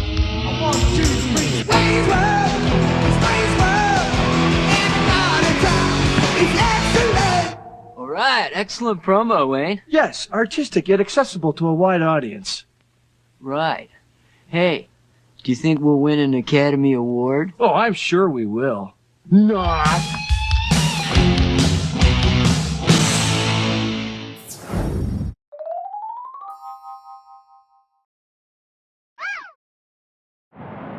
Four. I'm stupid. 3, 2. Oh no. Yes. And welcome back to Convincing Idiots. This is segment number 3. I'm Millennial Nick, alongside Gen X, Brian, and Zennial Dean. We are quite the trio, I would say, the three of us. But this evening we are going to put great trios aside and rather discuss some of our favorite fictional duos of all time. Deuces. So yeah, duo means 2, Dean. That's so 2 people, tag team, if you will.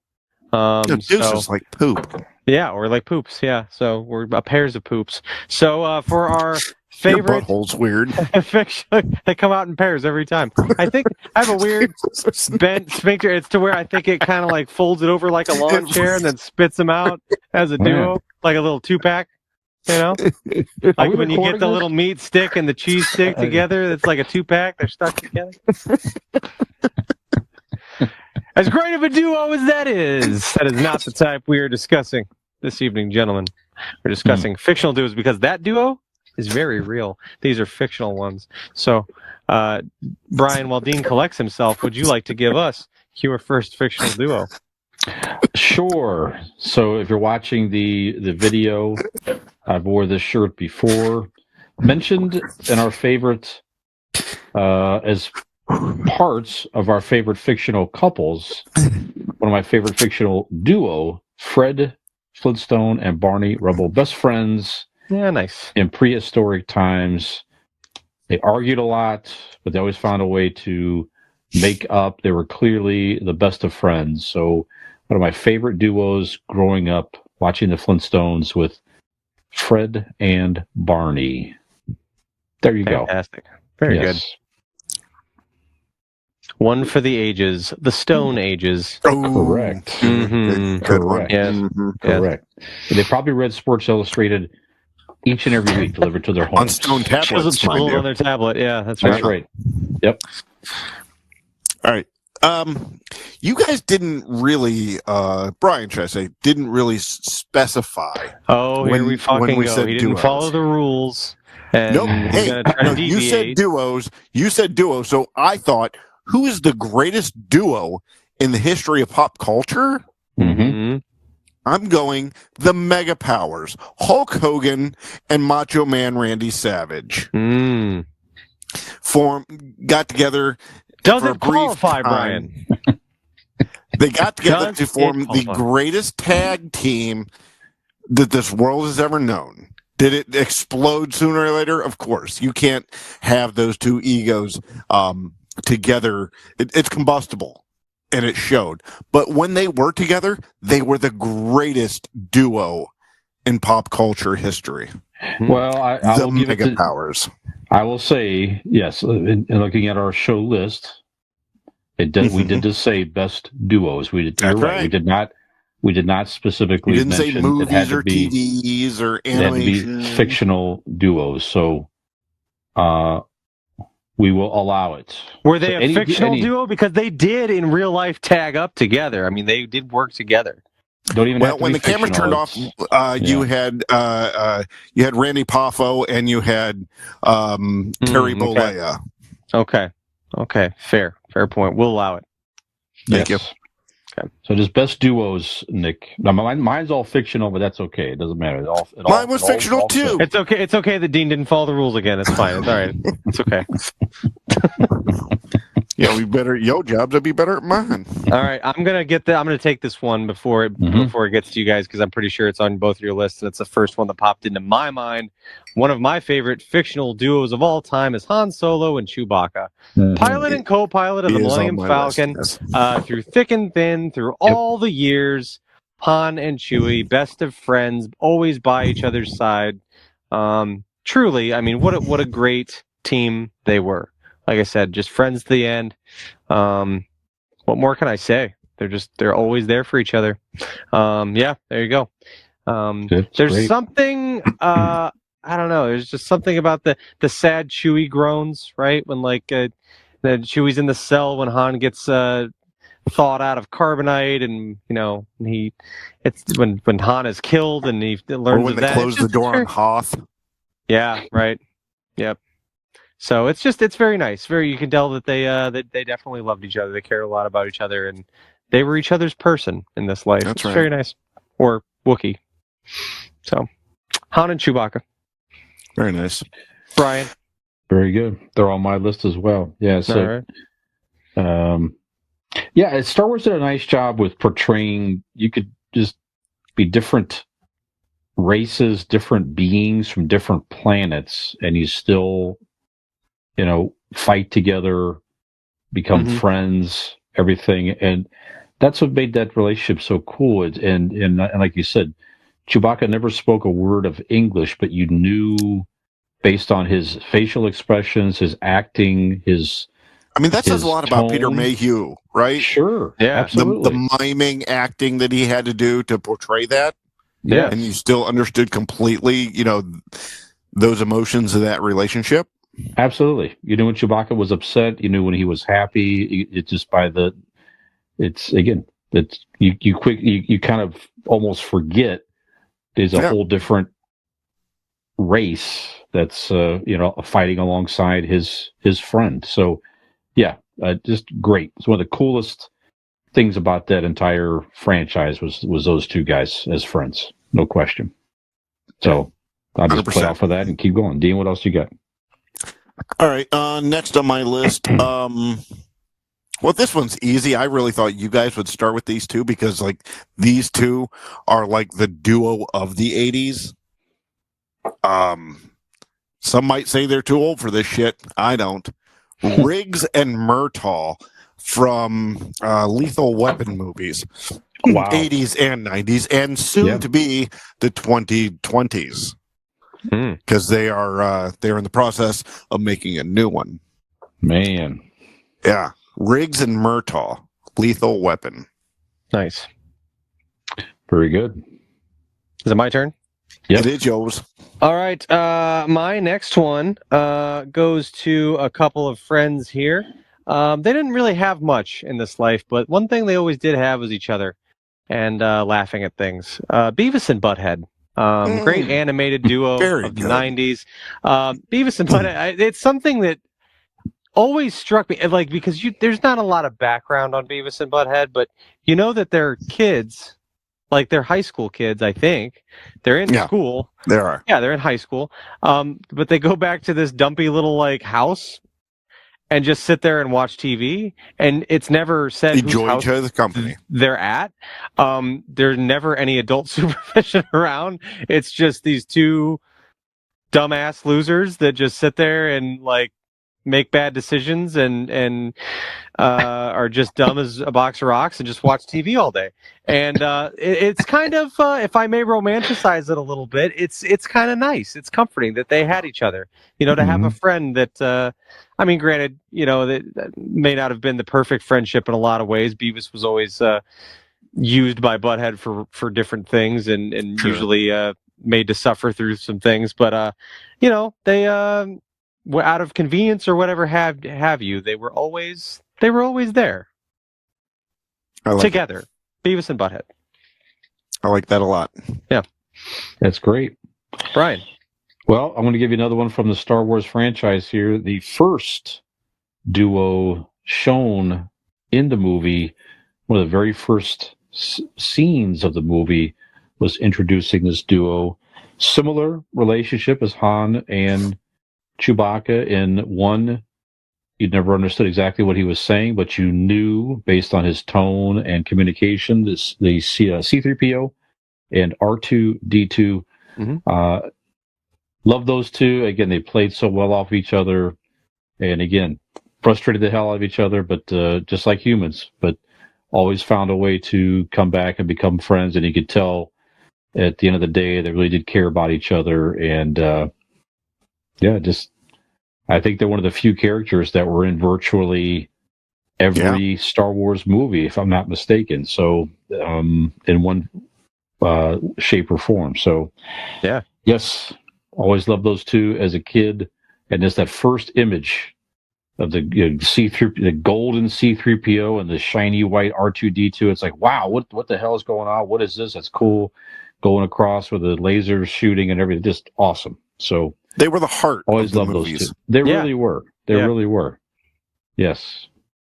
Yep. That's right. Essentially, given that they started with those two on first, you could almost say, and I think there has been something by George Lucas where he says, in a way, the story's being told through their point of view. That's right. That's right. Yeah.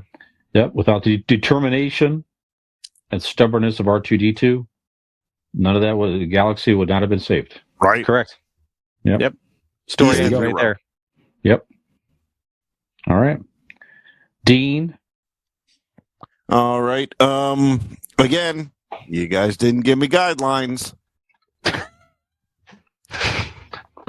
I'm not going out. Another whoopsie. I'm not going outside the box. I'm going to one of the greatest writing duos in rock and roll history. I'm going Lennon and McCartney. Sure. Together, they come up with over 200 of the most iconic songs of the 20th century. Notably very real and not fictional at all.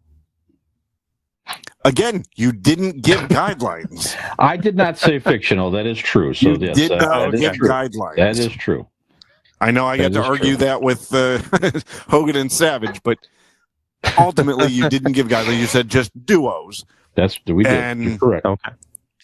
Even if you did say fictional, I'm still going to go with them just because of the impact that they made on pop culture as a whole. Together, they wrote, like I said, the most iconic songs, and gave birth to a whole new, not necessarily genre, but it definitely a different outlook to a lot of people in the early '60s, and which shit, as I know from this past weekend, still translates to today. So, John Lennon and Paul McCartney. Nice. Without them, Dean would have not had the opportunity to take 2 8-year-old girls to run around and scream at an event. That is And have correct. a lot So, of fun. There you go. That's right. Thank you, fellas. Nice.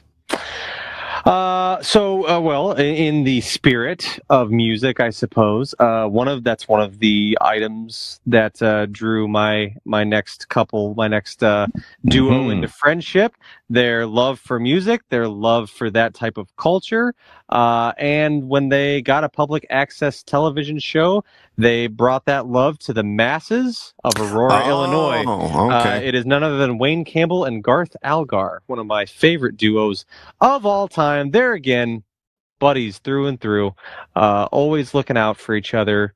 Wayne and Garth, just a fantastic duo, complement each other very well, very nicely, and although they are fictional characters, their friendship in many respects felt very real to me. So, Sure. Of Wayne's World, Wayne Campbell and Garth Algar.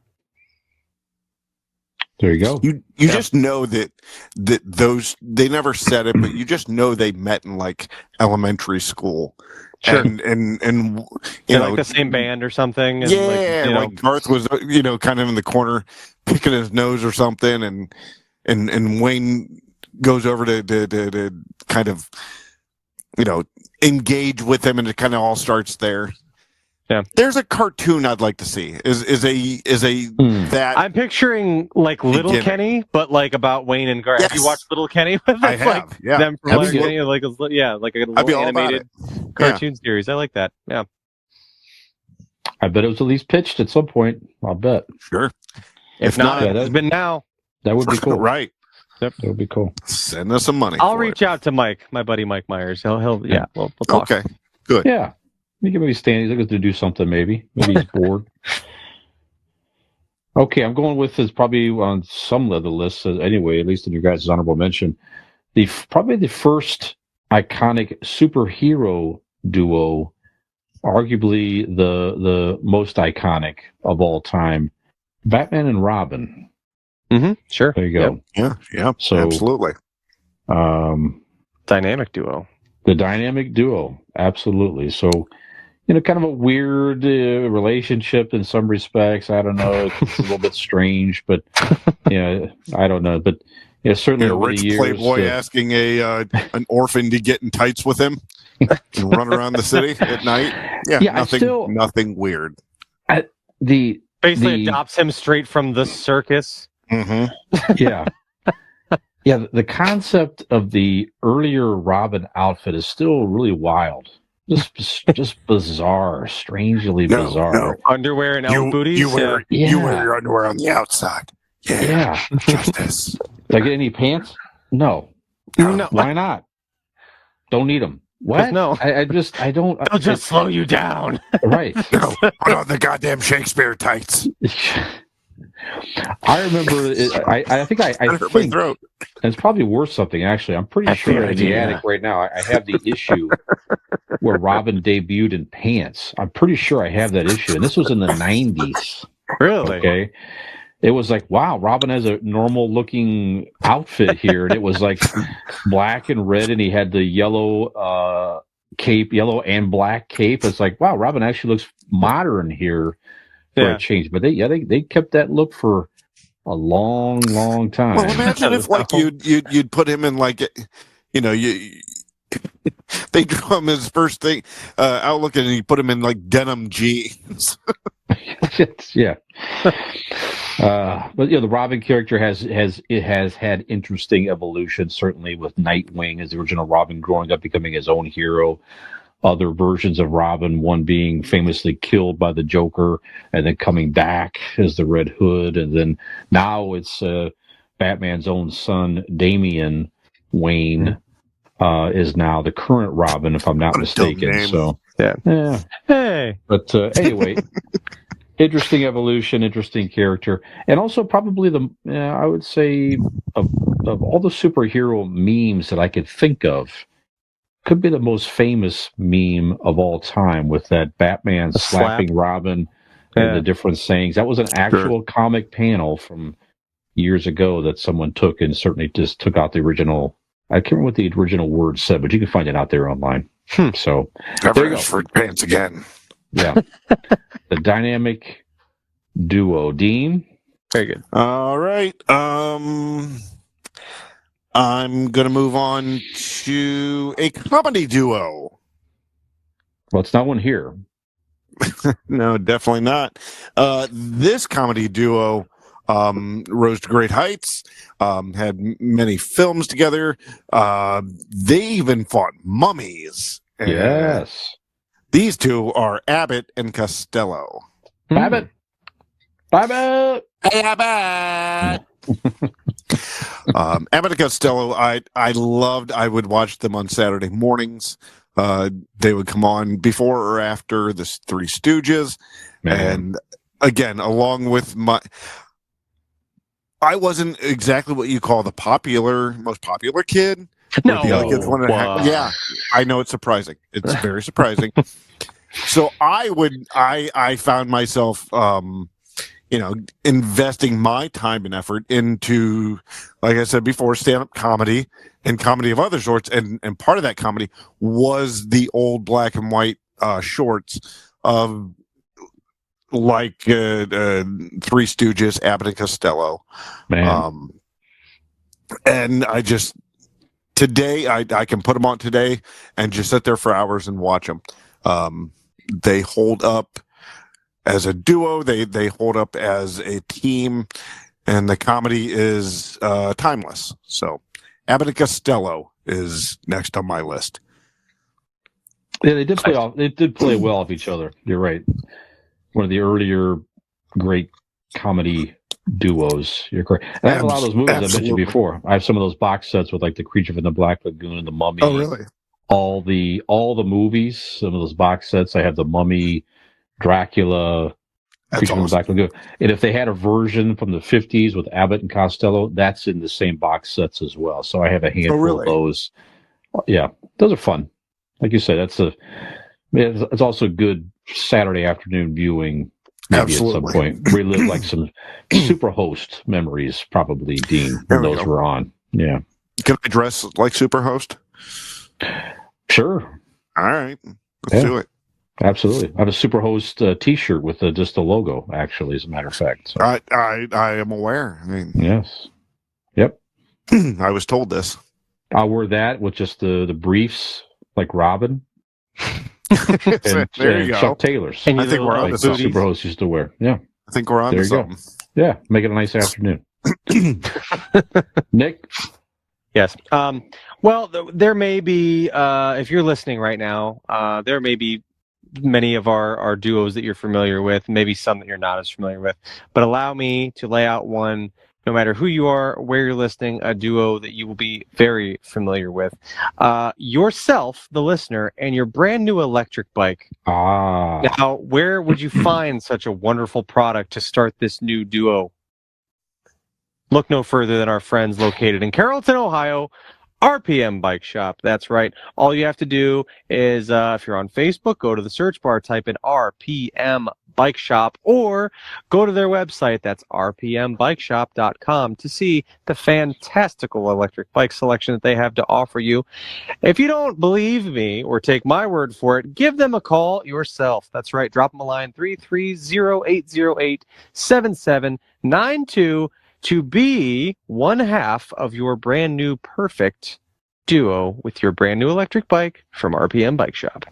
So that would be a good, as of right now, it's a fictional one. But since we're allowed to include ones that aren't fictional, and in the spirit of Dean's last selection, I would like to submit this duo. Not only have they worked together many times and are comedy legends, their real life friendship is something to behold. They are quite the duo. Steve Martin and Martin Short. Many endeavors through the years in film and television. Rules. Currently of Only Murders in the Building, although they are part of a trio there. But just in general, What a as magnificent trio that is. as celebrities, their real life friendship is really, I enjoy the way that they have stayed so close through the years and become such great friends. They're almost kind of this, I've heard them each talk about their relationship to one another and the way that they, speak of the way they're just kind of like always felt a kinship, always felt this brotherhood, like they were meant to kind of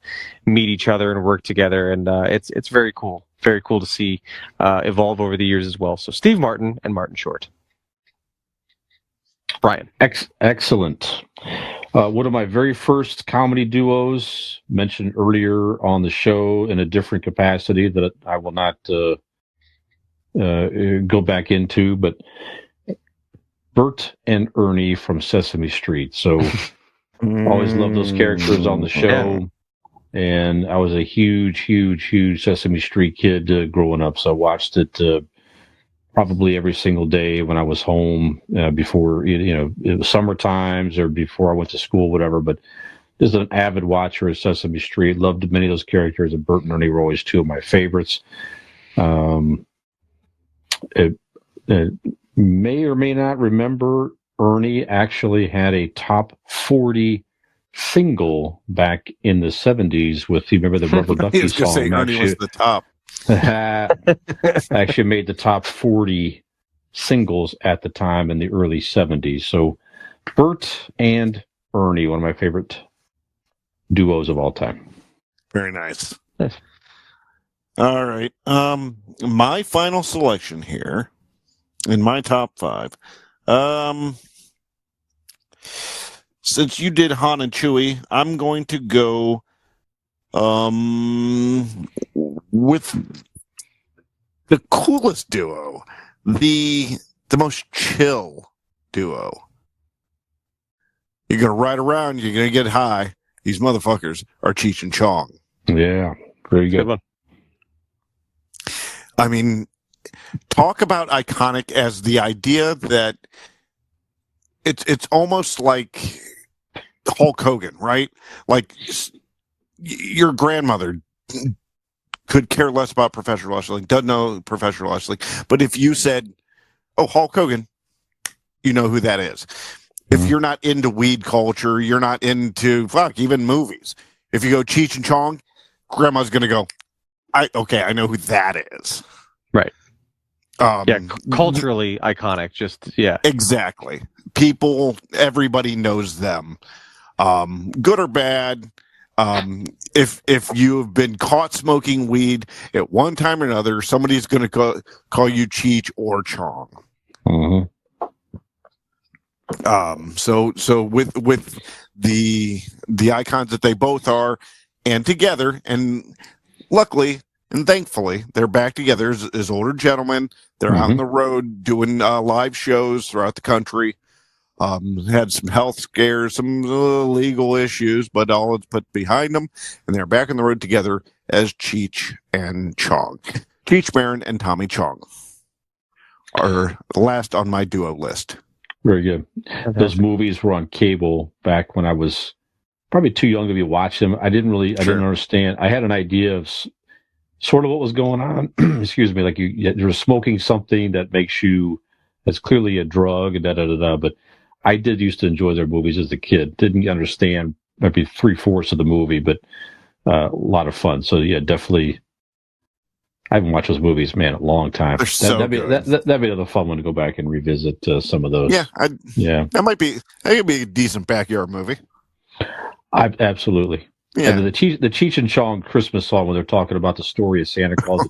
right. It's very good. That's on my Christmas playlist. I have to play that every single Christmas season. Just great. Yeah. Of the fucking bit, Dave's not here, man. No, I'm Dave. But Dave? No, man. No, Dave's not here, man. Basketball Jones, that single. That was also in the top 40.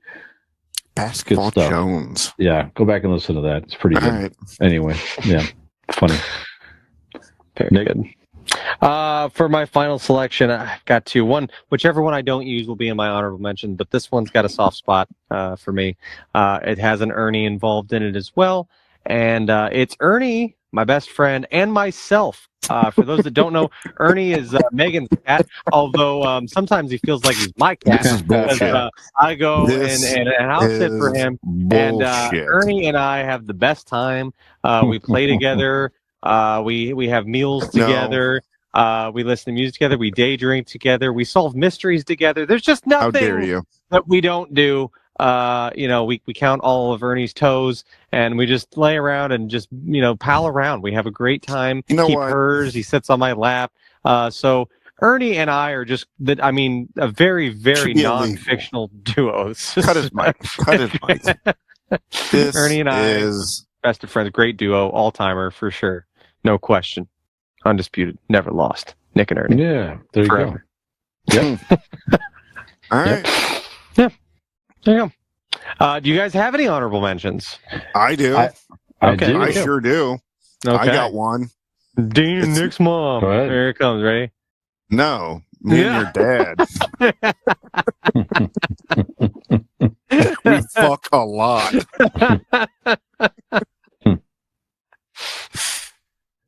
Can you Have you believe ever had you a put him and bald Ernie on head? the list? Have you ever had a bald head? Baby oil on it? Run up the crack of your ass? I love it. I know my dad listens sometimes. I think it would I be hope he great listens if to this this was one. one of them. He lathered it up real nice. You just start getting random bald-headed pics from my dad. Dripping. That's my eyebrow. All right, I have two honorable mentions. Okay. One real quick is Doc and Marty. I can't believe it. None of us put Doc Brown and Marty Who? McFly. That's what I will mention. Yep. Yeah. And then my last honorable mention is Brian tried to say the greatest superhero duo with Batman and Robin. No, it is Mermaid and Barnacle Boy. Oh, Merman. Merman. Honestly, I can't read my own handwriting. I wrote this quick. Merman and Barnacle Boy. I just discovered them this afternoon. I had no idea. No, I know. I looked. I did my list on my phone while we were out at the bar. So when I got home, I had to write these down real quick because I got home late. But yeah, those two are just. I mean, who doesn't know them, right? Right. They're even with age, they aged with grace and sophistication. First of all, you said with AIDS. I was like, I don't think that was written into the with AIDS and everything. Just Right fast. I think Barnacle Boy, was Tim Conway while he was still with us. I I think. believe so. Yeah. Yes. That's right. Yeah. Yep. Might have been Very one of his cool. last roles, literally. That makes sense. I don't know. Okay. Good stuff. Anybody else with honorable mentions? Nick, I got you have honorable mention? I got Go a ahead. few here. Just to rattle off a few. I've got Jay and Silent Bob. Right, another nice. similar to the Beavis and Butthead or the Wayne and Garth dynamic, just friends through the ages, right? Another one, same deal. Bob and Doug McKenzie of the Great White North. from Strange Brew. It's one of my favorites. I also had Batman and Robin, R2D2, C3PO. And then finally, this duo didn't work really great together necessarily. As a matter of fact, if they maybe separated or if they had worked together, they would have been a great duo. But you get these two together and comedy ensues like never before. Howard Langston and Myron Larrabee from Jingle All the Way. I mean, without one another, you just wouldn't have the comedy masterpiece that is Jingle All the Way. So far be it from me to at least not give them a shout out. So Arnold Schwarzenegger and Sinbad, Howard and Myron of Jingle All the Way concludes my honorables. Brian! I got a handful here quick. Ren and Stimpy. Very nice. Good one. Yeah, just love the cartoon in the 90s. Yes. Kirk and Spock, Star Trek. Yep. Sure. How about Andy Griffith and Barney Fife? What Andy Griffith show? Yes, absolutely. Just so Good great. call. Those guys were so good on that show together. And Chandler. I'm going to go up to Mount Piles to worship Satan. Yeah. Yeah. I think that was that was episode 3, I believe. That's right. Yeah. That's right. Friends, Chandler and Joy. Again, good one. Those two Very were definitely one of the best friends of. We'd mentioned that at dinner tonight, but we weren't sure if, like, does Chandler throw it off, make it a 3? I know those two are like best friends, but but those two started out. They were at the place together. They were really really good. That's good friends. On the close to them, Laverne and Shirley. Again, great friends on television. Dean, I'm surprised. Surprised. That's right. I'm surprised it didn't make your list. Hawkeye and Pierce from MASH. Great friends. Scooby and Shaggy. Hold on. What was that last one? Hawkeye and Pierce, right? Or was it Hawkeye Pierce? Was it Hawkeye? His name's Hawkeye Pierce, but I said it wrong. Who was his friend? There were BJ. There was BJ Honeycutt was the one on the second half of the season for the most of the series, but then you had Trapper John McIntyre was in the first few seasons.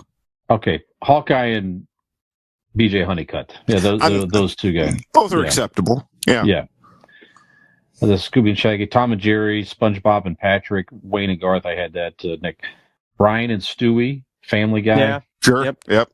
I also had Doc and Marty, Dean, Cheech and Chong. I had Dean, Snoopy and Woodstock, and the Blues Brothers, Jake and Elwood Blues. Many more. That's a good one. Could be named, and one more we're going to name, which you could have your own possible dynamic duo of our logo and your skin. There you go. There you go. Dean is showing like it. That. That's right. He's showing it online right now. And you can get that very tattoo of the Convincing Idiots logo by contacting our friends at Golden Heart Tattoo at Golden Heart Norton on Facebook, NORTON. Give them a call at 234-706-2982 and say, I would like my own dynamic duo of the Convincing Idiots logo and my skin forevermore. And they'll be happy to make that a reality for you. Gentlemen, we have done it. Yeah, we have. Talked to Peter King, dynamic duos, SAG, pushing cars. I don't know what this episode did not have, frankly, for your podcast entertainment. We gave it all. We gave it our all. That's right. That's right. Nick, if you had my dad's bald head on your bingo card, congratulations. Yeah. We got that covered as well. Nick's dad doing things with his bald head to you. He has a lot of things happening. Well, there's also a lot of things happening on our social media accounts, and you can find links to those if you just Google Convincing Idiots Linktree, or you can go to our website and find those links and merch store and where we can listen to us every week and so much more on our website, convincingidiots.wordpress.com. So, gentlemen, without further ado, I am Millennial Nick.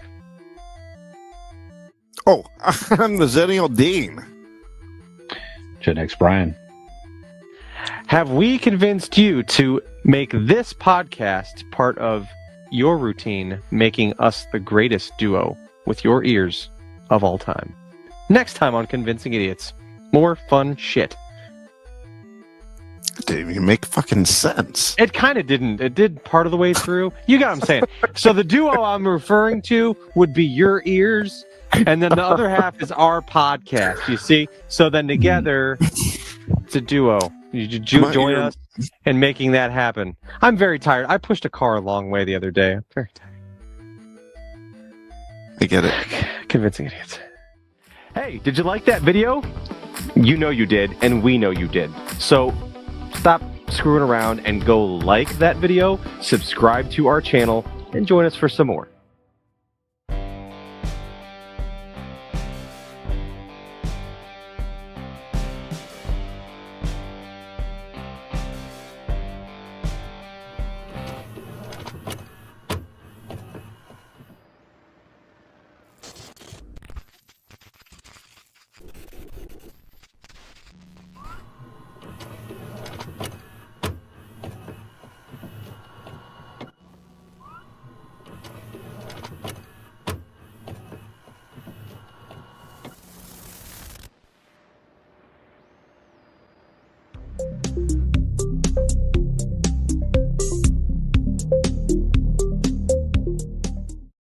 Ham gravy.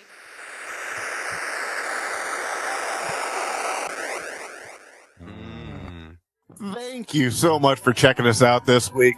You are not going to be disappointed. Unfortunately, we do have to start with a little bit of sad news. We're going to touch on Richard Lewis and his passing. We're going to talk about the SAG Awards, what we liked, what we didn't like, and then our Ask an Idiot question of the week. Sports magazines. Did you read them? Do you still read them? Do they even matter? And then our main event, dynamic duos. Our favorite dynamic. It was shit from the top. I tried to fucking. I was gonna interject when you were like, "We have some sad news." I was like, "Dean has AIDS." You should have, just to kill it there. Put the fucking bullet in its head. All right. Like 3 sentences, I knew it was garbage. I tried to hold on. Just save the name for your autobiography in the future, though. Shit from the top. Shit from the top. Been shit from the top.